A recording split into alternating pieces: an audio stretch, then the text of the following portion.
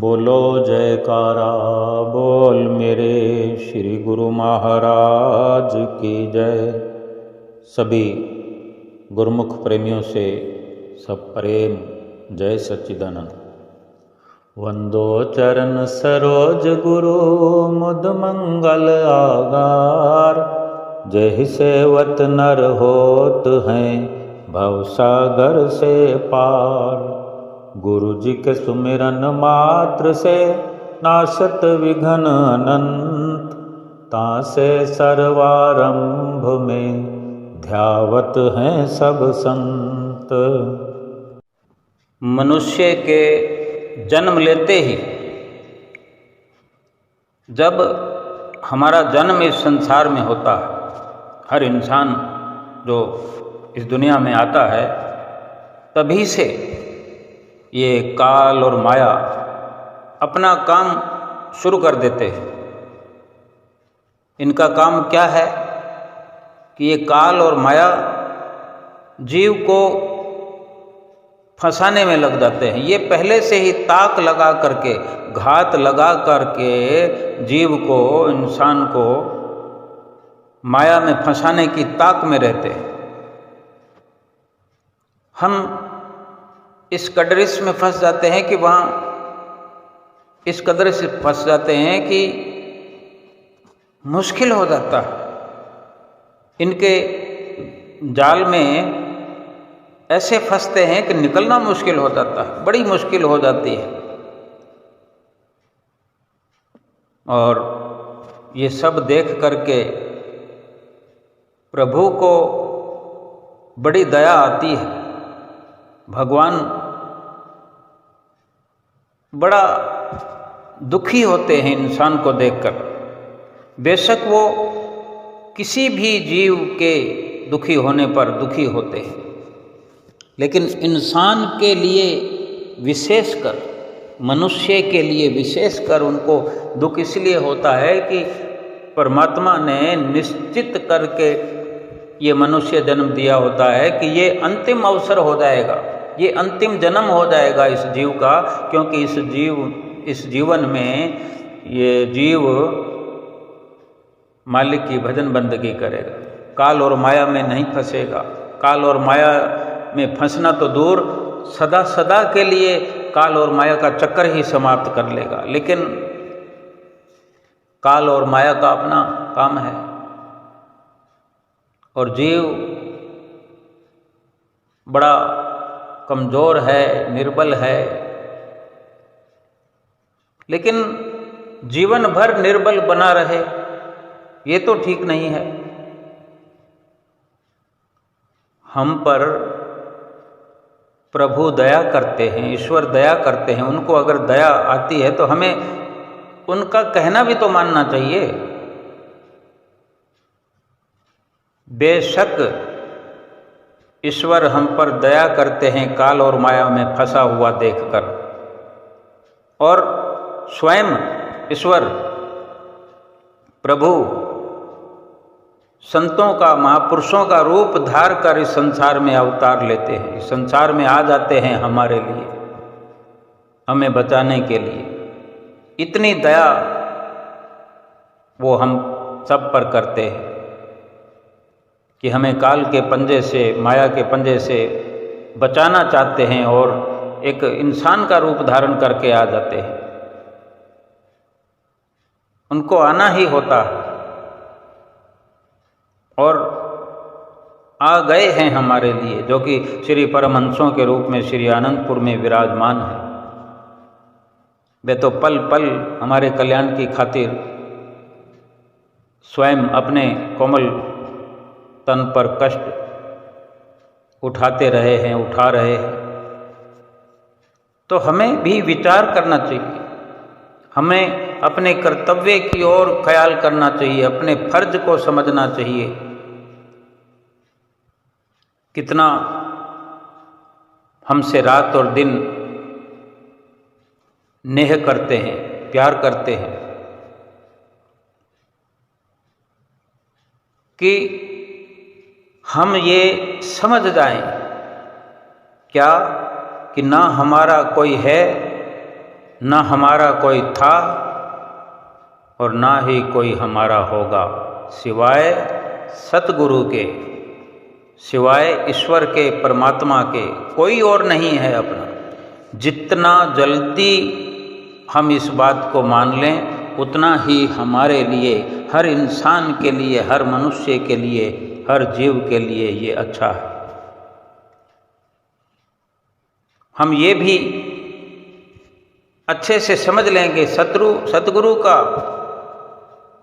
श्री गुरु महाराज जी का नूरी स्वरूप इतना ज्योतिर्मय,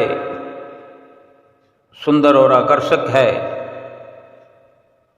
कि उनके दर्शन के बाद इस संसार का कोई भी रूप हमें लुभा नहीं सकता, संसार का मोह हमें लुभा नहीं सकता। अगर सतगुरु की शरण को पाकर के भी हमारा मन अगर संसार में खिंच रहा है या हमारा झुकाव संसार में हो रहा है, तो फिर कारण तो यही है कि हमें सतगुरु पर विश्वास हुआ नहीं, हमने सतगुरु को अपना बनाया नहीं। बेशक हम आरती में तो गाते ही हैं, आरती में तो ऐसे शब्द जो लिखे हुए हैं वो इसलिए हैं कि हम उन शब्दों को हृदयंगम करें, अपने हृदय में उनको धारण करें, एक एक शब्द को अपने हृदय में बिठा लें।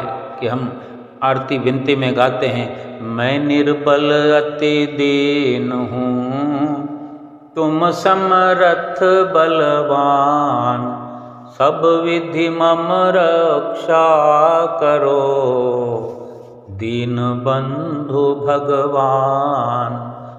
बिरद संहारो नाथ जी, शरणागत प्रतिपाल, बाह गहे की लाज है, मेरी करो संभाल।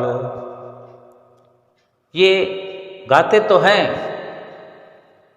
लेकिन जब इन शब्दों पर यकीन हो जाएगा कि मैं निर्बल हूँ, सतगुरु मेरे समर्थ हैं, हर प्रकार से यही हमारी सहायता करने वाले हैं, मदद करने वाले हैं, बल्कि इस लोक में भी और परलोक में भी हमारी संभाल करने वाले हमारे सतगुरुदेव महाराज जी हैं। ये यकीन हो जाए,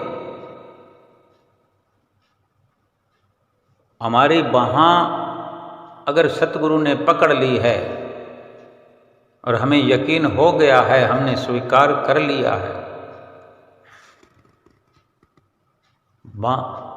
बिरद संहारो नाथ जी, शरणागत प्रतिपाल, वहाँ गहे की लाज है, मेरी करो संभाल। बस ये एक दिल से पुकार हो कि सतगुरु आप ही मेरी संभाल करने वाले हैं, आप ही मेरी संभाल करना। तो हमें जो परेशानी है, यानी जो हम कहते हैं, जिह्वा से उच्चारण करते हैं, उस पर अमल नहीं है। हम कहते कुछ हैं, चाहते कुछ हैं। अपनी बाँह हमने संसार के हाथ में, काल और माया के हाथ में दे दी है। हम अनजान बन करके, अगर कमज़ोर बन के अगर संसार के हाथों में चले जाएं, काल और माया के शिकंजे में चले जाएं, तो प्रभु को भी दुख होता है। लेकिन फिर वही प्रभु सतगुरु का रूप धारण करके, संतों महापुरुषों का रूप धारण करके आए हैं और हमें समझा रहे हैं, अपने नज़दीकी में बिठा रहे हैं, बुला रहे हैं। और फिर भी उनके वचनों पर विश्वास न करके, अमल न करके, हम काल और माया को जा करके अपनी बाहाँ उनके हाथ में दे रहे हैं, अपनी बागडोर उनको दे रहे हैं। फिर तो और भी ज़्यादा महापुरुषों को दुख होता है कि जो हमारे लिए संसार में शरीर मनुष्य का लेकर आए, स्वयं परमात्मा, तब भी हम न माने उनकी बात। कहने को हम मुंह से कहते हैं, सब विधि मम रक्षा करो, दीन बंधु भगवान। हे गरीबों की रक्षा करने वाले, दीनों के नाथ, वे आप भगवान हो। हर प्रकार से सब विधि मम रक्षा करो, सब प्रकार से मेरी सहायता करो, रक्षा करो। वो तो कर रहे हैं, जाने हम कहाँ बार बार खो जाते हैं। जो इंसान इबादत करने में लग जाता है, वक़्त के संतों की, सतगुरु की, महापुरुषों की बात को मान करके शुरू कर देता है अपना जीवन का सफ़र, वो आज नहीं तो कल, वो कहते हैं कि इबादत कर, इबादत कर, इबादत से गल बनदी है, किसी की आज बनदी है, किसी दी कल बनदी है। अब कोई करे ही ना इबादत, भक्ति परमार्थ में जुड़े ही नहीं, जानबूझकर जो अनजान बना हो, लंबे पांव पसार कर सोया हो मोह की माया की नींद में, जिसको मौत की खबर नहीं सोया पांव पसार, जिसको मौत की खबर नहीं सोया पांव पड़ाए, अंतकाल यम चाबुक मारे लेगा प्राण उड़ाए। चाबुक मार मार के ले जाएगा यमराज, हमारे प्राण निकाल लेगा। देर करके अपना मौका ना गवाए कोई, रात और दिन सतगुरु हमारे लिए नित नई रचना रचाते हैं। बेशक हम चाहे गलतियां करते हैं, उसकी सजा भी पाते हैं, लेकिन फिर भी सतगुरु हमारा हर स्थिति में ध्यान रखते हैं, हमारे साथ होते हैं, कोई ना कोई रचना ऐसी रचाते हैं, हमारी भूलों को जहाँ तक हो सके क्षमा करते हैं। लेकिन कुदरत का कानून है, वो किसी को बख्शता नहीं है। एक बड़ी सुंदर लीला श्री पंचम पातशाही गुरु महाराज जी की है कि एक बार श्री गुरु महाराज जी पंचम पातशाही जी श्री संत नगर में कृपा फरमाई। जैसे कि हमेशा संत नगर जाया ही करते हैं, साल में कभी 2 बार 3 बार 4 बार जैसे भी मौज हो। अभी हुजूर गुरु महाराज जी भी हमारे संत नगर अभी थोड़े दिन पहले ही कृपा फरमाई थी। फिर वहाँ से प्रयाग धाम, फिर श्री प्रयाग धाम से बॉम्बे होते हुए, इंदौर होते हुए श्री आनंदपुर में कृपा की है। तो ऐसे ही श्री पंचम पातशाही गुरु महाराज जी ने संत नगर में कृपा फरमाई। वहाँ पर कुछ समय, कुछ दिन रह करके जब वहाँ से वापस आ रहे थे, तो उस समय आज से काफ़ी वर्षों पहले की बात है, तो जितना पीछे हम जाएं तो उतना ही जंगल का इलाका अधिक था। वो जगह ही वैसे आज भी जंगल का इलाका है, और जहाँ भी श्री गुरु महाराज जी स्थान बनाते हैं वहाँ जंगल ही जंगल होते हैं। और धीरे धीरे देखते ही देखते श्री गुरु महाराज जी की असीम कृपा से जंगल में मंगल होता जाता है, होता जाता है। वक़्त के महापुरुष चाहे किसी के जीवन में प्रवेश करते हैं, किसी को अपना बनाते हैं या किसी के बन जाते हैं, उनके जीवन को भी मंगल कर देते हैं। और किसी धरती के किसी टुकड़े पर जहाँ कदम रखते हैं, पांव रखते हैं, चरण रखते हैं, वहाँ प्रत्यक्ष रूप में उस जंगल को भी मंगल बना देते हैं। आज हम श्री आनंदपुर दरबार की रचना को देखें। एक वक्त था कि आसपास में कुछ नहीं था। आज श्री आनंदपुर धाम की गूंज आसपास के सभी इलाकों में। सुखपुर चैरिटेबल ट्रस्ट अस्पताल जो बना है, दूर दूर से गुरमुख प्रेमी नहीं बल्कि वहाँ के लोग इलाज के लिए आते हैं। आसपास के इलाकों के, गांवों के, शहरों के भी आते। जो पास में गुना, जो कि जिला है, अब तो अशोकनगर भी जिला हो गया है, गुना जिले से, गुना शहर से और क्या आसपास से इलाज कराने के लोग वहाँ श्री आनंदपुर के सुखपुर अस्पताल में पहुँच करके अपना इलाज कराते हैं। और ये जो रास्ते हैं जहाँ सड़कें नहीं हुआ करती थी, कोई साधन नहीं हुआ करते थे, सरकारी स्तर पर भी आवागमन सुचारू रूप से आज चलता है। श्री प्रयाग धाम में भी श्री गुरु महाराज जी ने स्थान जो बनाया है, श्री प्रयाग धाम का आश्रम है, आसपास में घने से घना जंगल हुआ करता था, घने से घना, गहरे से गहरा। वहाँ भी श्री गुरु महाराज जी ने अस्पताल बनवाया है, पूर्ण धाम हॉस्पिटल। आसपास के लोग, पूना तक के भी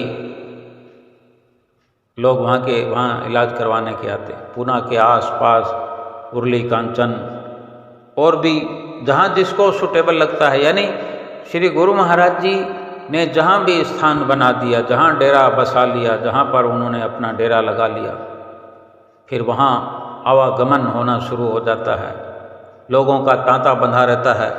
और जो दरबार की रचना है, कितने उसमें सैकड़ों हजारों परिवार वहाँ इस वक़्त में काम करके, नौकरी पेशा करके कितने परिवार पलते हैं। ये रचना एक भगवान की हो सकती है कि जहाँ भी चरण रखते हैं वहाँ मंगल हो जाता है। जिसको अपने सामने खड़ा करने की शक्ति बख्शते हैं, कोई जीव, कोई इंसान श्री गुरु महाराज जी के सामने जाकर खड़ा हो जाए, किसी के अंदर ऐसी ताकत नहीं, वहाँ पहुँच जाए ये भी अपनी उसकी ताकत नहीं। ये सतगुरु की असीम शक्ति, असीम कृपा जो कि कुदरती तौर पर काम करती है। जो सतगुरु चाहते हैं कि अपने नज़दीकी किसी को बख्शना, रिद्धियाँ सिद्धियाँ लगा देते हैं और उठा लाते हैं अपने प्रेमी को अपने नज़दीक, अपने सन्मुख ला के उसको खड़ा कर देते हैं। इतनी ताकत बख्शते हैं, उसको बोलने की शक्ति देते हैं कि वो श्री गुरु महाराज जी से बात कर सकता है। कोई कम, कोई ज़्यादा, ये फिर अपनी मेहनत या अपना पुरुषार्थ कोई करे, सतगुरु से प्यार करने लगे जैसा सतगुरु सबसे प्यार करते हैं। कोई गुरुमुख अगर कोई प्रेमी उनसे अथाह प्यार करने लगे तो उसके तो जीवन में मंगल ही मंगल हो जाता है। सप्ताह में एक बार मंगलवार आता है, लेकिन गुरुमुख प्रेमियों के जीवन में तो हर घड़ी मंगल ही मंगल है। जो श्री गुरु महाराज जी पंचम पातशाही जी संत नगर में कृपा फरमाई और वहाँ से जब वापस आ रहे थे तो जंगली इलाका था, और जंगल से भाव यह है कि जंगल में जंगली जानवर रहा करते हैं, जंगल की गहराई का फ़ायदा उठाते हैं कि जब जंगल का खात्मा हो जाता है तो वो जंगली जानवर फिर और आगे चले जाते हैं गहरे जंगल में। तो वहाँ जो आसपास जंगली इलाका था, वहाँ से श्री कार निकल रही थी। श्री गुरु महाराज जी जैसे साथ में संत मंडली होती है, तो श्री कार चल रही थी, तो महात्मा जी श्री कार जो चला रहे थे तो देखते हैं कि पीछे एक शेर श्री कार का पीछा कर रहा है। शीशे में दिख जाता है, जो गाड़ी चलाने वाला होता है, जो साइड में शीशा लगा होता है, उस शीशे में देखना पड़ता है कि पीछे से कोई गाड़ी तो नहीं आ रही। अब वो महात्मा जी जो पीछे शीशे में देख करके उनको अंदाज़ा हुआ कि एक शेर श्री कार का पीछा कर रहा है।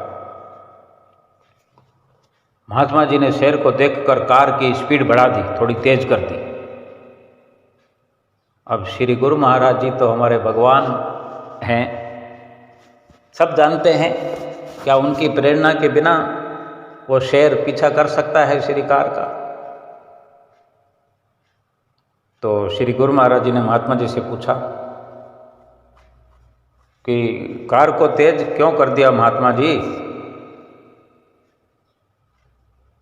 तो महात्मा जी ने विनती करी, स्वामी जी पीछे कोई शेर आ रहा है। श्री गुरु महाराज जी तो इसी इंतजार में थे। श्री गुरु महाराज जी ने फरमाया, गाड़ी रोक दो, आने दो उसको। और श्री गुरु महाराज जी ने स्वयं ही श्री कार का गेट खोल दिया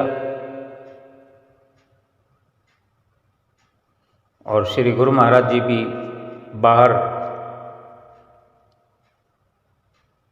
श्रीकार से कृपा फरमाई। शेर धीरे धीरे आगे आकर श्री गुरु महाराज जी के चरण कमलों में माथा टेकता है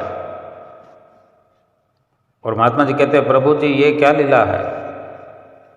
श्री वचन फरमाए श्री गुरु महाराज जी ने कि ये हमारा भगत है और ये अपने गुनाहों की माफ़ी मांग रहा है।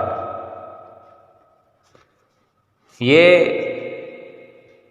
संगतों के साथ कुछ क्रोध करता था, बात बात पे किसी को डांट देता था और जब हम यहाँ से जाते थे तो ये हमारा पीछा करता है। जब ये शेर बनने के बाद जब जब भी हम यहाँ आते हैं तो इसी प्रकार ये कार का पीछा करता है। आज परमहंसों की कृपा हुई है इस पर, तो श्री गुरु महाराज जी उसे प्रसाद देते हैं और वो शेर बड़े प्रेम से खाता है और उस समय ही वो प्रसाद खा करके वहीं लुढ़क जाता है और अपने प्राण त्याग देता है। और श्री गुरु महाराज जी के वचन कि अब इसका मोक्ष हो गया है, श्री परमहंसों की कृपा हो गई है, प्रसाद भी खा लिया है, मत्था भी टेक लिया है, माफ़ी भी मांग ली है, तो ये हमारे श्री परमहंसों का बिरद है, ये उनकी रहमत है कि किसी भी अवस्था में फिर हमें यूं अकेला नहीं छोड़ते। एक प्रेमी के भाव हैं कि आंसू पोंछकर मेरे सतगुरु ने हंसाया है मुझे, विश्वास क्यों ना हो मुझे अपने सतगुरु पर, मेरे सतगुरु ने हर हाल में जीना सिखाया है मुझे। कुछ तो बात होगी मेरे सतगुरु में, यूं ही दुनिया इनकी दीवानी नहीं होती। वास्तव में कुछ नहीं बल्कि सभी बात है मेरे सतगुरु के चरणों में आने वाले गुरमुख प्रेमियों के लिए। बहुत सुकून मिलता है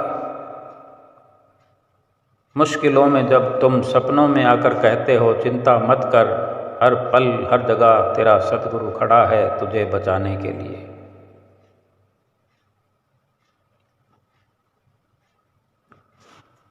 जब इस प्रकार का भाव हो जाए तो हम समझ सकते हैं कि हमें क्या चिंता है और चिंता क्यों करनी चाहिए। जिंदगी जीने के अनेक तरीके हो सकते हैं, मगर सबसे उत्तम तरीका, सर्वश्रेष्ठ तरीका वही है जिससे खुद को संतुष्टि मिले और दूसरों को कष्ट ना हो। आज संसार में जहां देखो सब अपनी अपनी मर्जी से कर रहे हैं, लेकिन संतुष्टि किसी को नहीं है।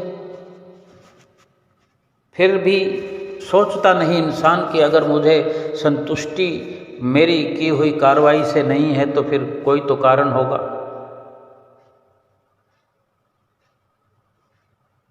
दूसरों को कष्ट ना हो और अपना काम भी बने, इस दुनिया में रहते हुए इंसान अपनी आत्मा का कल्याण भी करे। वास्तव में जो सतगुरु पर विश्वास कर लेता है, सतगुरु तो हर वक्त अपने गुरुमुख प्रेमियों में नज़र रखे होते हैं, उन पर नज़र रखे होते हैं।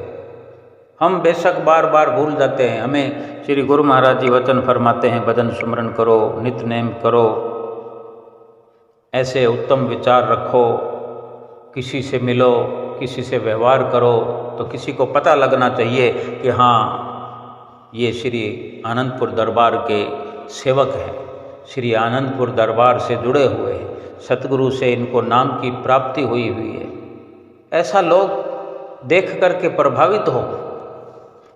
लेकिन ये हम स्वयं विचार करें कि हम सतगुरु का कहना मानते हैं? क्या हम सतगुरु के वचनों की कदर करते हैं, कीमत समझते हैं? हम ये भी विचार नहीं करते कि सतगुरु हमारे पल पल की खबर रखते हैं। हम 5 नियमों की पालना कर रहे हैं या नहीं कर रहे हैं, या कैसे कर रहे हैं, कितनी लापरवाही कर रहे हैं। आज हर इंसान संसार में ऐसा मुब्तला है, नाम लेकर भी संसार की गिरफ्त में है। वो गिरफ्त में इसलिए है कि वो नाम लेकर के नाम को जपता नहीं है, नाम का सुमरन करता नहीं है। सुमरन करेगा नहीं तो संसार की गिरफ्त से बाहर आएगा नहीं। नाम का सुमरन का प्रभाव तो तभी होगा जब नाम का सुमरन किया जाएगा। नाम का सुमरन हम करते नहीं, कर पाते नहीं, कुछ भी बहाना चला देते हैं कि क्या करें, मजबूरी है। एक बार श्री गुरु महाराज जी से किसी ने, प्रेमी ने पूछा कि स्वामी जी, आपके इतने सारे सत्संगी भगत हैं, आपकी इतनी संगतें हैं, प्रेमी हैं, आपके सेवक हैं, जिन जिन ने नाम दान लिया हुआ है, अगर कोई उनमें से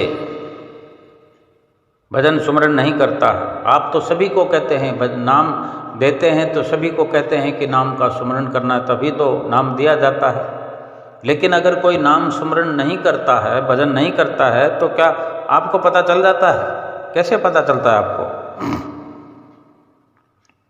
तो श्री गुरु महाराज जी ने बड़ा प्रेम पूर्वक फरमाया कि देखो, जैसे किसी के भी सिर के ऊपर बाल हैं, अनगिनत बाल हैं, हर किसी के सिर पर अनगिनत बाल हैं। क्या खूब श्री गुरु महाराज जी ने वचन फरमाए कि अगर इतने सारे बालों में से एक भी बाल खींचा जाए तो फिर पता चलता है कि नहीं? जिसका बाल खींचा जाता है, एक बाल से भी अंदाजा हो जाता है, दर्द हो जाता है। इसी प्रकार कोई भी सत्संगी भजन सुमरन नहीं करता है तो हमें भी अंदाजा होता है, हमें उस बाल टूटने से कहीं अधिक दर्द होता है, दुख होता है।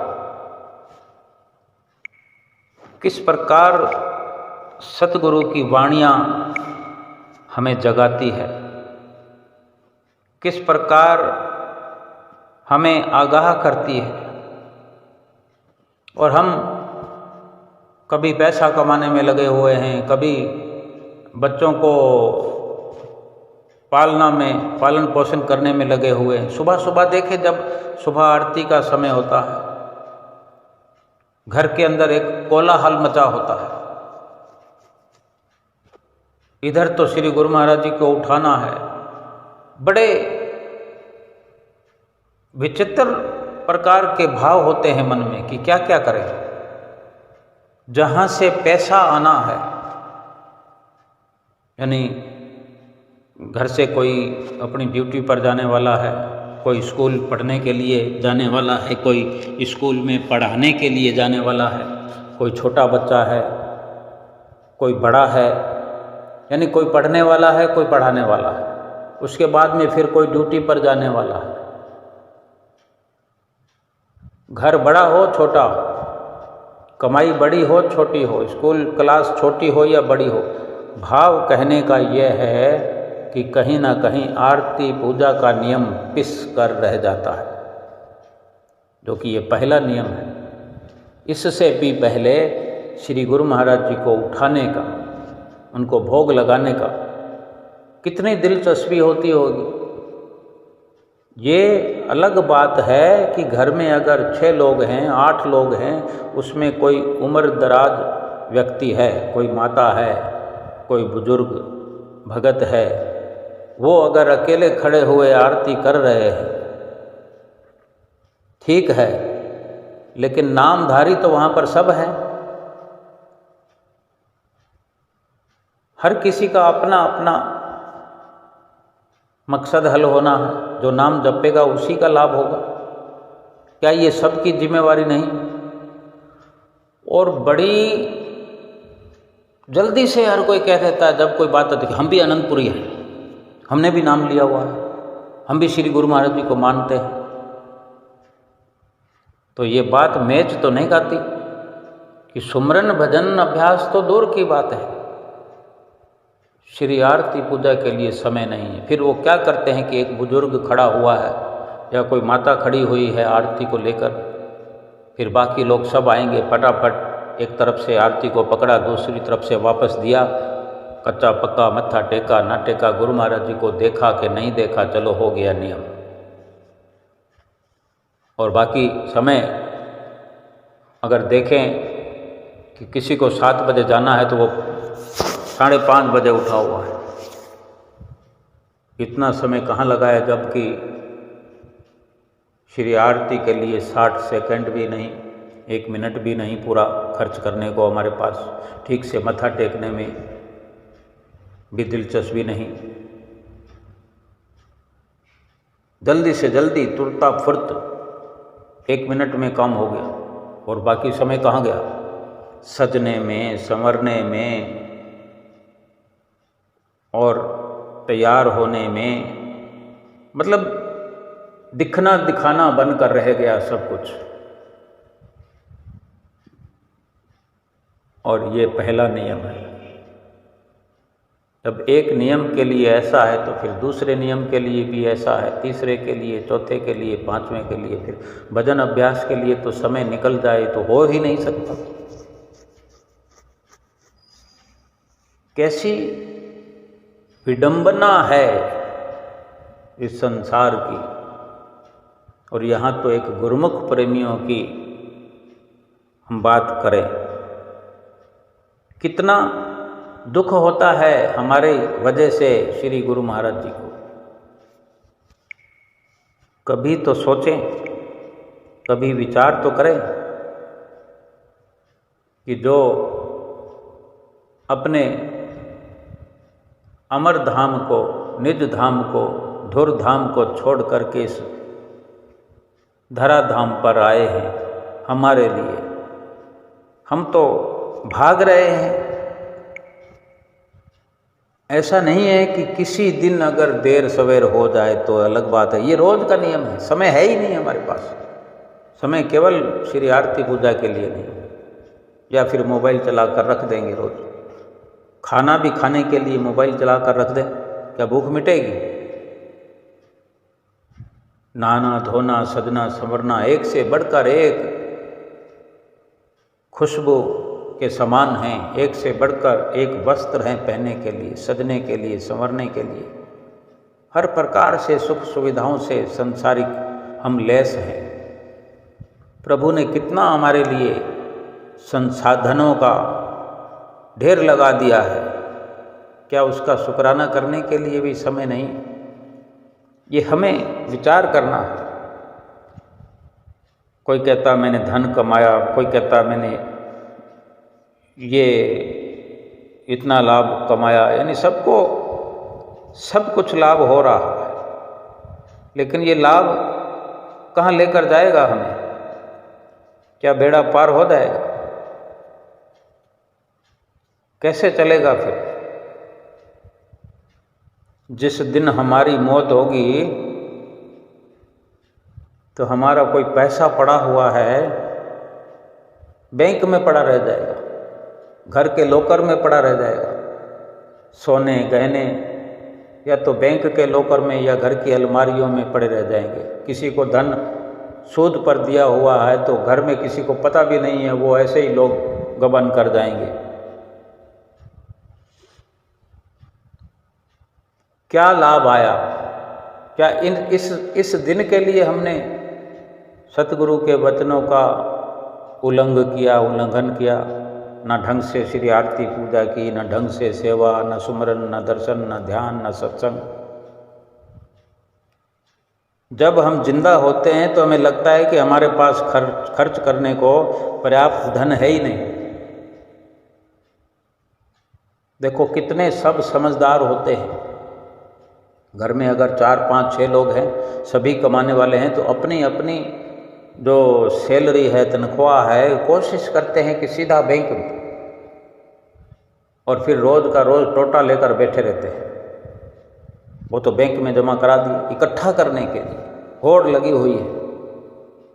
छोटे छोटे बच्चों को भी शौक लग जाता है, जो खर्च किया वो किया, जो जरूरी है, लेकिन खींचतान लगी रहती है। ऐसा लगता है कि अगली बार, या फिर कहीं और हाथ पांव मारते हैं। कोई सोचता है कि ये तो सैलरी आनी है, कोई ओवर टाइम मिल जाए तो ठीक है, 2 घंटे 3 घंटे ओवर टाइम करें, वो कमाई आएगी तो वो ऐसे खर्च कर देंगे, वैसे खर्च कर देंगे। लेकिन 2-3 घंटे कहीं भजन सुमरन में लग जाए, ये नहीं विचार करते।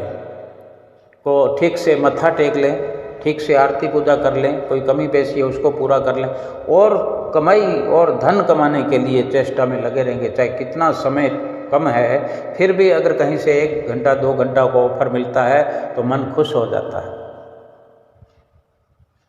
सुमरन के लिए खुशी नहीं, संसारिकता, संसार का धन, वैभव, ऐश्वर्य बढ़ते रहना चाहिए। हमारे पास जब ऐसा विचार होता है, हमें लगता है कि हमारे पास धन ही नहीं है। जब चले जाते हैं तो फिर पीछे बहुत सारा धन हम छोड़ जाते हैं, बिना खर्च किए पड़ा रह जाता है। बड़े बड़े ऐसे अवसर हैं समझने के लिए कि वो इतने छोड़ गया, वो इतने छोड़ गया, इतने कपड़े हमारे पास हो जाते हैं, किसी के पास इतने इस कदर के गहने हो जाते हैं, बड़े साजो सामान एकत्र हो जाते हैं। यानी उसी में इंसान रचा पचा रहता है, तभी तो उनकी संख्या बढ़ती है।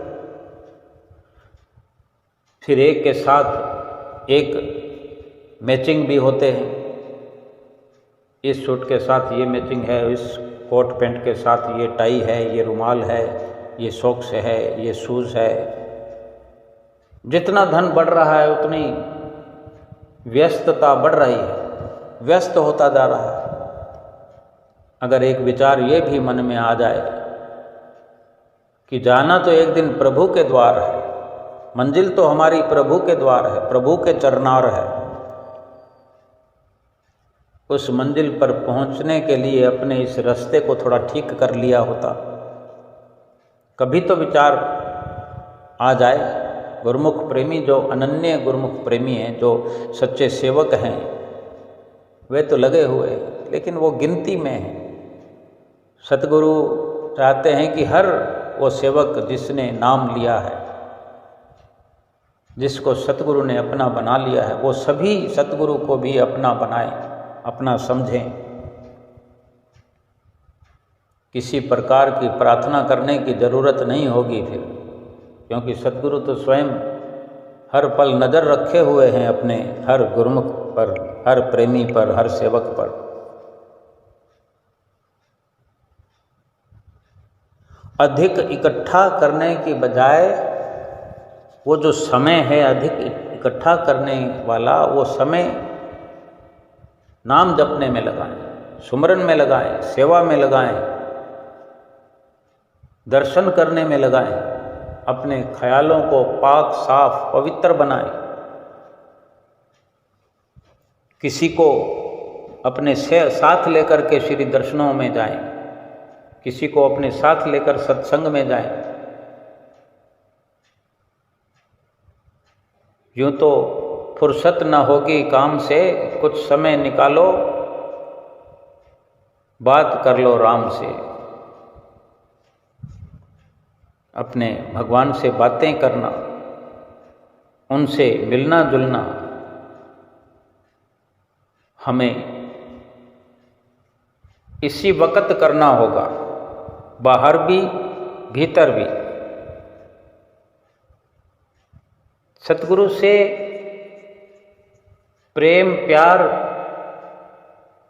तभी हो सकता है जब हमें उन पर विश्वास हो कि भगवान हैं अगर धरती पर तो यही है। उसके जीवन का फिर कितना लाभ होता है। हम कई बार देखते हैं जब श्री दर्शन हॉल में हम दर्शन कर रहे होते हैं, कैसे कैसे प्रेमी आते हैं, सतगुरु से बात करते हैं।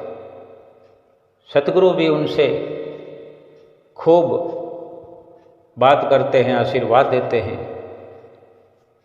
एक दूसरे पर कितना अधिकार जमा होता है, अपने हक और हुकूक से वो प्रेमी बात करते हैं और सतगुरु भी अधिकार समझकर, उनको अधिकारी समझकर उनसे बात करते हैं। हम रोज आरती में गाते हैं कि गुरु जी की कृपा सब पर भारी, जो समझे वो अधिकारी, जो ना समझे वो नाकारी, आप हैं साचे और पाबंद। सतगुरु सबके लिए पाबंद हैं, जिम्मेदार हैं, अपनी जिम्मेदारी निभा रहे हैं। तो हम क्यों नाकारियों की गिनती में आना चाहते हैं? हम अधिकारी बनकर अधिकारियों की गिनती में आएं और अपने अधिकार को सतगुरु के आगे हो करके स्वीकार करें, सतगुरु के वचनों का मनन करें। एक बार एक भक्त्यानी श्री पंचम पातशाही जी के समय की बातें बहुत प्रेमण थी। वो महीनों के लिए सेवा पर आया करती थी, कभी श्री आनंदपुर तो कभी श्री प्रयागधाम।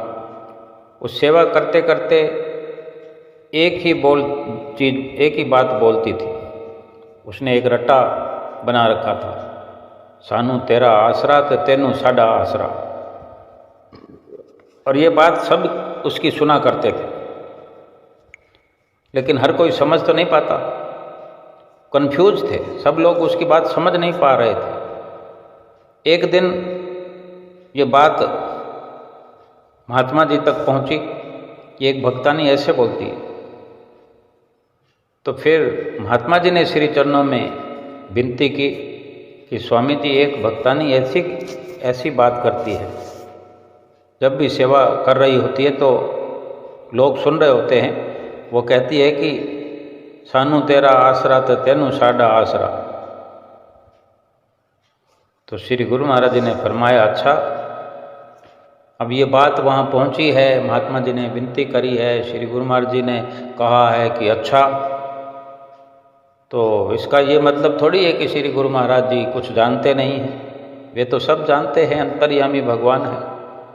लेकिन ये अब अवसर आ गया है इस बात को प्रकट करने का, कन्फ्यूजन मिटाने का। और भगवान जो है, भक्त की जो सच्चाई है वो छुपने नहीं देते, वो सबके सामने उजागर करते हैं। श्री गुरु महाराज जी ने कहा, अच्छा, तुसी उन्होंने बुलाओ, असी पुछदे हैं इसका मतलब की है, सानू तेरा आसरा ते तेनू साडा आसरा। फिर उस भक्तानी को श्री गुरु महाराज जी के पास ले आया गया। जब वो आई तो श्री गुरु महाराज ने उससे पूछा कि असी सुनया है कि तू एक लाइन बोल दी है, सानू तेरा आसरा तो तेनू साडा आसरा, बार बार एहो ही बोल दी है, इसका मतलब की है? सानू तेरा आसरा, ये तो ठीक है, ये तो सारे ही बोलते हैं, लेकिन तेनू साडा आसरा, इसका मतलब क्या है? अब वो भक्तानी श्री गुरु महाराज जी से जो इतना प्रेम करती थी, त्रिलोकी के मालिक को वो एक तो कहती है भी तेनू साडा आसरा, तू कहती है, तेनू कहती है खुली भाषा में। तो फिर वो उस वक़्त भी उसी भाषा में बात करती है कि वेख स्वामी जी, सानू तेरा आसरा तो है, सानू तेरा आसरा तो है ही, ये गल तां हर कोई मनदा है, और तेनों भी साडा आसरा है ना। ये महात्मा बाइयां ना होण तो तू कला बह के इत्थे ढोल बजाएगा।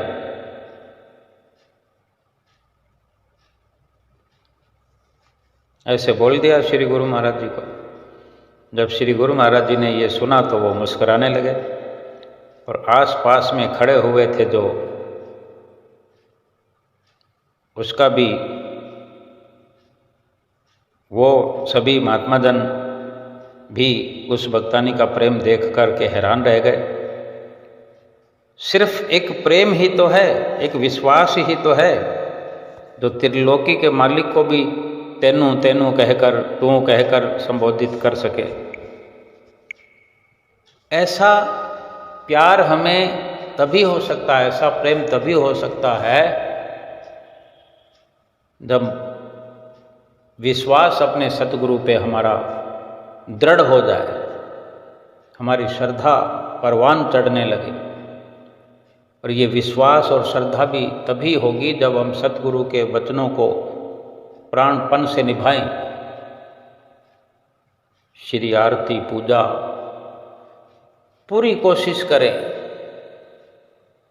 जितना हो सके कोशिश करें। सुबह जल्दी उठना पड़े, 1000 काम है, क्या होता है, 1 घंटा अपने तैयार होने में कोई लगाता है, कहीं भी जाता है।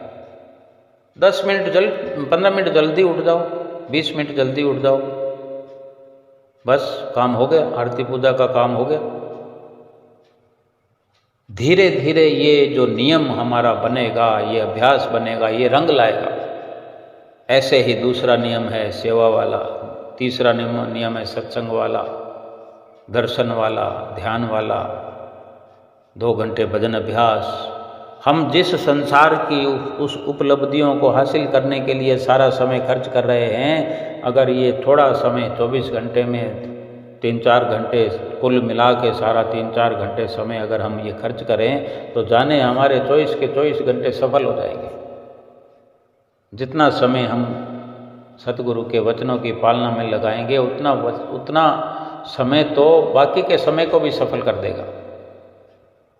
जीवन में देखो दुख भी आते हैं, परेशानियाँ आती है, मुसीबत आती है, कभी धन का दुख आ जाता है, कभी तन का दुख आ जाता है, कभी मन का दुख आ जाता है, कहीं झगड़ा हो जाता है, कहीं फसाद हो जाता है, कोई रुपए खा जाता है हमारे, कोई रुपया दबा लेता है, कोई प्लाट दबा लेता है, कोई हमारी बेइज्जती कर देता है। तब ऐसी घड़ियों में हम समय भी खर्च करते हैं, तन भी, मन भी, धन भी सब खर्च करते हैं। लेकिन यही समय अगर सतगुरु के वचनों पर पहले ही खर्च कर दिया जाए, एडवांस में सतगुरु के वचनों को मानने के लिए, उन पर विश्वास करके अपनी भलाई के लिए ये कदम उठाया जाए, तो कितना बढ़िया हो कि ना तो हमारा समय फिजूल कभी खर्च होगा, ना किसी दंगे फसाद में, ना किसी प्रकार का दुख, ना कोई मुसीबत, ना कोई तन का झंझट, ना मन का झंझट, ना धन का झंझट, कुछ भी नुकसान नहीं होने देंगे। ये श्री गुरु महाराज जी का वादा है। ये तो छोटा मोटा नुकसान है, श्री गुरु महाराज जी ने तो अटल फैसला ही कर दिया है। श्री आरती पूजा सेवा सत्संग सुमरन और ध्यान श्रद्धा सहित जो नित्य करे निश्चय हो कल्याण। श्रद्धा से, भावना से, प्रेम से ये 5 नियमों की पालना करें और 2 घंटे भजन अभ्यास करें, फिर लोक भी सुखी और परलोक भी सुहेला हो जाएगा। सतगुरु की प्रसन्नता प्राप्त होगी, जीवन सफल हो जाएगा। बोलो जयकारा बोल मेरे श्री गुरु महाराज की जय।